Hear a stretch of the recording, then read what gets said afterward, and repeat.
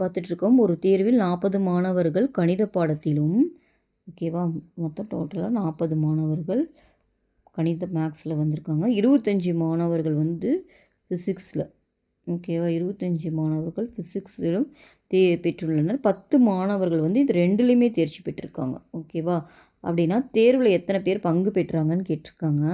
இப்போ இது டோட்டலாக மேக்ஸு, இது ரெண்டுமே பாஸ் ஆனவங்க. அப்போ மேக்ஸ் மட்டும் பாஸ் ஆனவங்க எத்தனை பேருன்னு பார்த்தீங்கன்னா 30. ஓகேவா, இது மேக்ஸ் மட்டும் பாஸ் ஆனவங்க.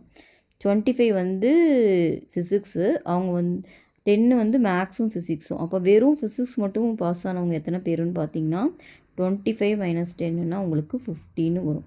இப்போ மொத்தம் தேர்வில் எத்தனை பேர் பங்கு பெற்றாருன்னு கேட்டிருக்காங்க. அப்போ மேக்ஸு ஒரு 30 பாஸ் ஆகியிருக்காங்க, ரெண்டையும் சேர்த்து மட்டும் ஒரு 10 பேர், அப்புறம் ஃபிசிக்ஸ் மட்டும் 15 பேர்.